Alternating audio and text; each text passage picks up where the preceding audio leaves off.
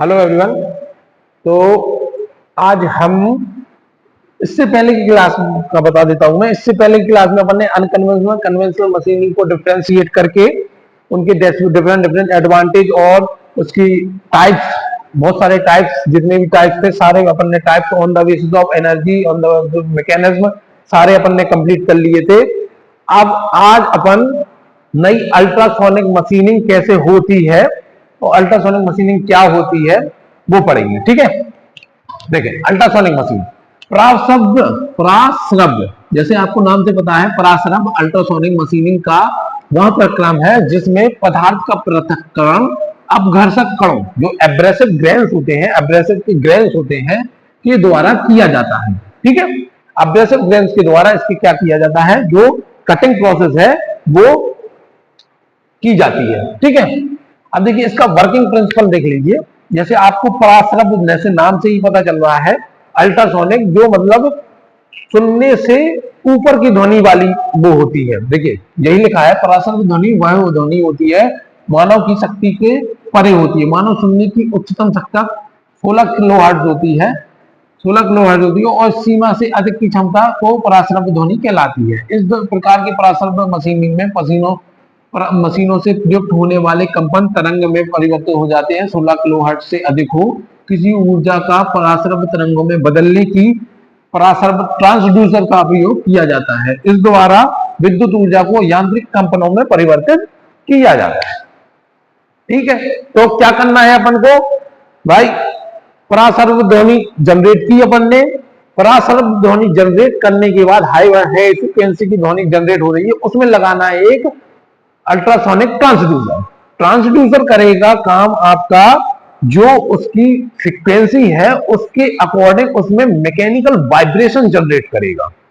ठीक है, और वही वाइब्रेशन जो आपकी अब्रेसिव सैलरी रहती है, जो अब्रेसिव ग्रेन्स रहते हैं, उस पे जाके टकराएगा। इस प्रकार से टकराएगा और जो एब्रेसिव ग्रेन्स हैं वो आपके वर्क पीस में धंस जाएंगे और मटेरियल वहां का रिमूव हो जाएगा।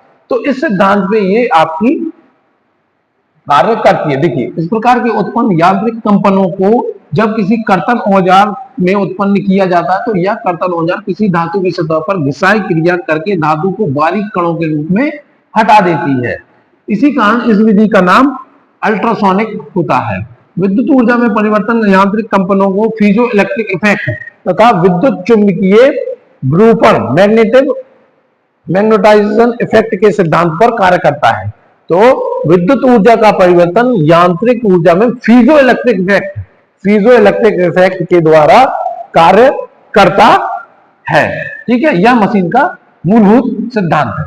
ठीक है, अब देख लेते हैं क्रिया विधि। ठीक है, क्रिया विधि में आपको डायग्राम से समझा देता हूं। ये बढ़िया सा डायग्राम है आपका। ठीक है, ये आपका ब्लॉक डायग्राम हो गया और ये आपका डायग्राम है।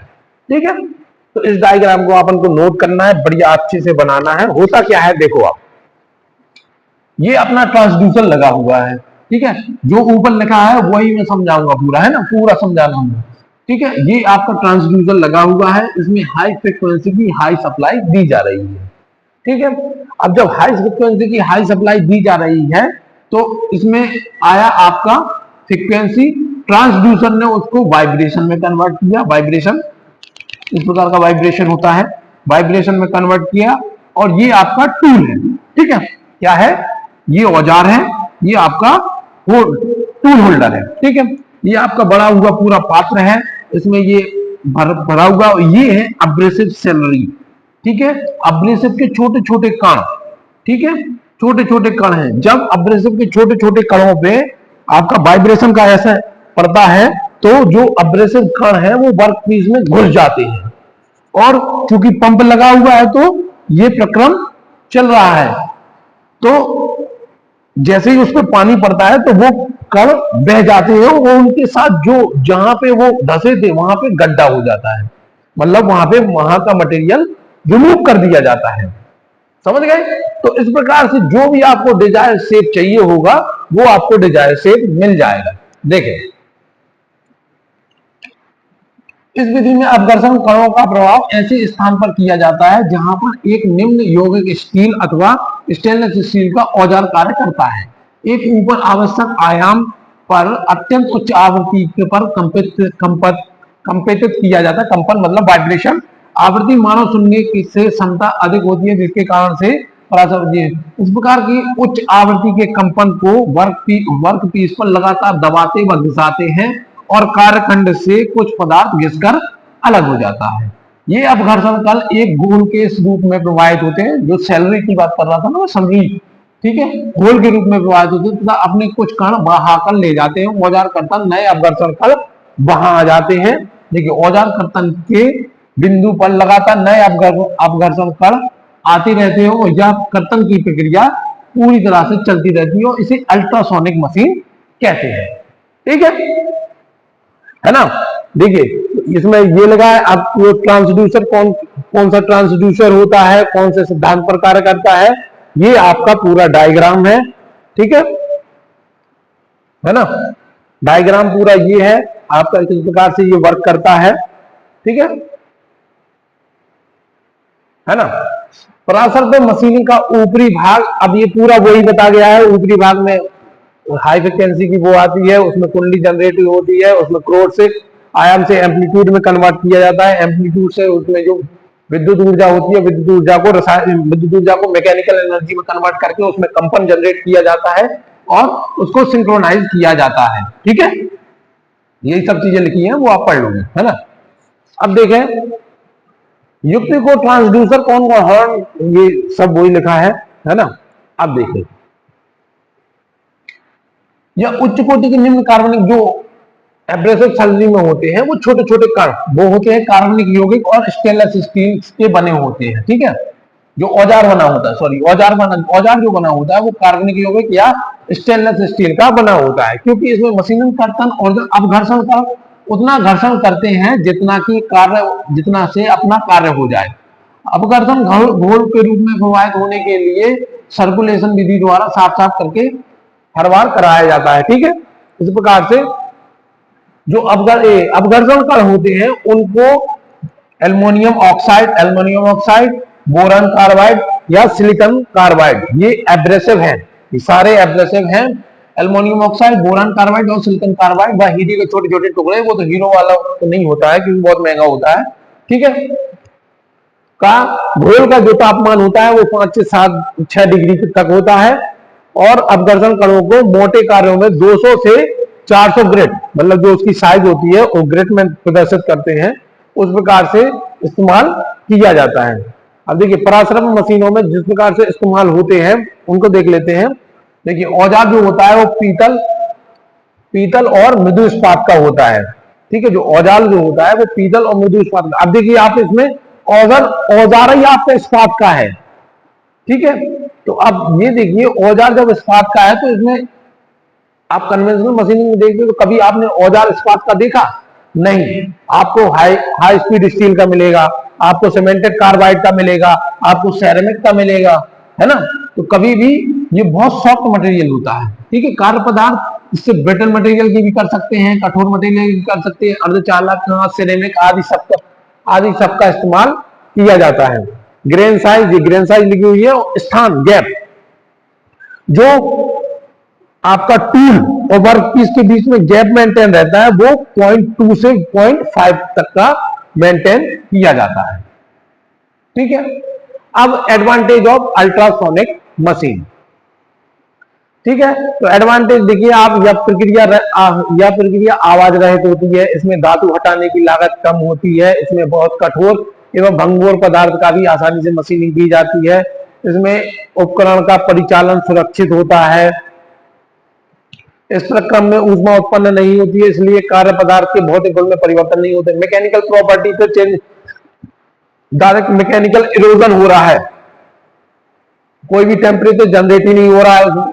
ठीक है, इसके द्वारा उच्च कोटि की सतह एवं परिष्कृत यथार्थता मिलती है। अब जब इसकी कुछ एडवांटेज है तो इसकी कुछ हानियां भी होंगी।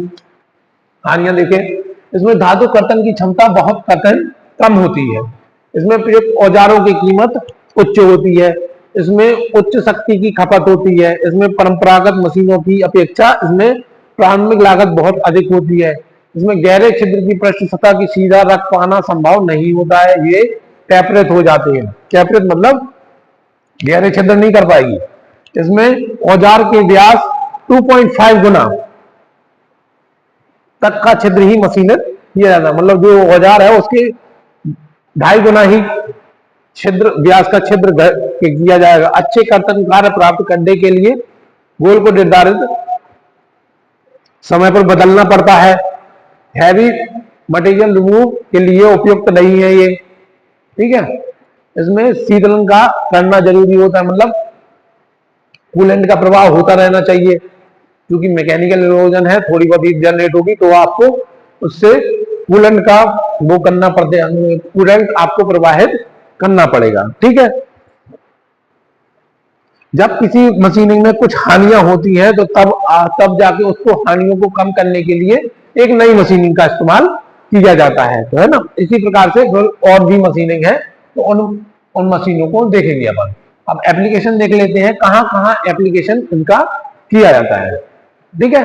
इसका अल्ट्रासोनिक मशीन का विभिन्न प्रकार की मशीन प्रक्रम जैसे टर्निंग, अपघर्षण, चूड़ी कर्तन, मिलिंग इत्यादि द्वारा किए जाते हैं। कठोर और भंगुर पदार्थों की मशीनिंग के लिए इसका उपयोग किया जाता है। जर्मेनियम सिलिकॉन अर्धचालक है, ये पुर्जों का मशीनिंग करने के लिए किया जाता है।